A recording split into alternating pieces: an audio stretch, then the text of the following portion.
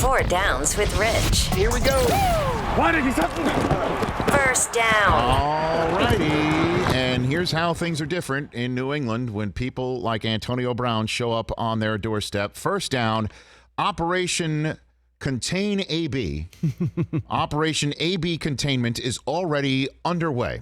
What do I mean by that? Well, Bill Belichick this weekend, when he was available to the media after the destruction of the Pittsburgh Steelers, said he's not here yet. I don't know who's Antonio. Antonio who? And then today on his conference call, getting set for the Miami Dolphins. And I bet you have the number that a town where Mo Green does not have a plaque or a signpost has come up. Have you heard what that line is already? That crossed my eye gate today. Yeah, it's very high. But it's 19, right? 19 points. Hey, yeah. 19, everybody. I think Steely Dan is going to be performing at halftime. Hey, 19, down in South Florida. Bill Belichick today in his press conference today, when asked the question whether it was difficult to reconcile adding Brown given what happened with Brown in Oakland and previously in Pittsburgh, quote, "I wasn't at either one of those places, so I can't really comment on what did or didn't happen there." Good one. Then here's the next one. On what makes him confident Brown won't be disruptive with the Pats. This is good, Bill. Bill let this one out of his gut. Quote, "That's the same thing you said about Randy Moss when we brought him in." Okay, so Brown's not available to the media right now. He was also asked Belichick was also asked if he was going to start this week, and he goes, "We haven't practiced him yet." Those are facts. All of these things are being, again, the Patriots remove oxygen from what normally burns down other people's houses. And then Tom Brady's doing his part. Mike Del Tufo hit it. Here's Mike. Here's Tom on AB, his new BFF. Antonio, meeting him today, and I really enjoyed being around him. He's a very smart football player. He knows how to play the game. He's been extremely productive. And the only thing that I know what we can do is to go out there and work at it and to meet and to communicate and to get on the practice field and go through things. So I'm not buying into any hype or potential. I'm into work. He's into work, and our entire offense is into doing what's in the best interest of the team. And I'm really excited to get to practice on Wednesday. And that was him on working with Antonio Brown. Yeah, right? sound good. Al Michaels reported on Sunday Night Football the other night that Brady has invited Antonio Brown to stay with him and Giselle while he gets situated in New England, and it sure looks like that's happening because I don't know how this got out last night. I don't either. Because it's not on Tom's social media feeds, and it's not on Antonio Brown's social media Giselle. feeds. Or Giselle's. But there's a selfie of, I'm assuming New England. There's Brown and Brady smiling. Looks like a house. I retweeted it last night. That's True Detective 4 right there. And it's on social media. So if it's Tom's giving it the social media check mark, it's all good in this hood, man.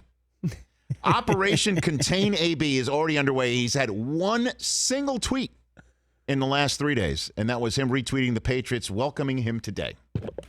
Second down.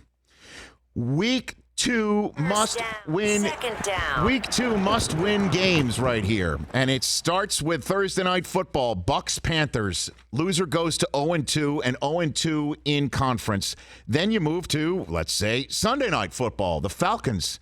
They're 0-1. They cannot fall to 0-2. Certainly with the Saints having won their first game, and the Saints and the Rams are an amazing Week 2 game. It's not technically must-win, but I'm talking about must-win games right now. The Steelers must win at home. They cannot fall to 0-2. There must be a must-win moniker right there for Monday Night Football. The Browns and the Jets. Loser falls to 0-2, and then the Browns' next game would be against the Rams in Cleveland, and the Jets' next game is against New England in New England.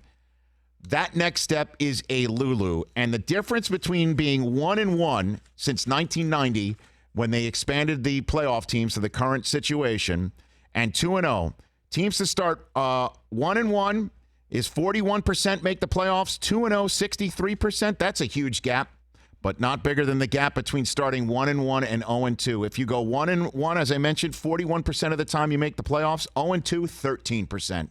That is a monster difference. You have to win these games this weekend if you're the Browns, the Jets, the Falcons, the Panthers, Bucks. Interestingly enough, that's all on national TV. Jaguars, Texans is must win. Steelers must win.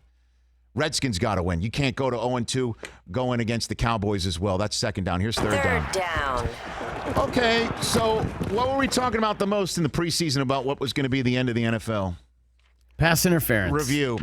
Week number 1 in the books, there were just 7 replays for pass interference. I defy anybody to tell me the one that was the biggest outrage. None of them were.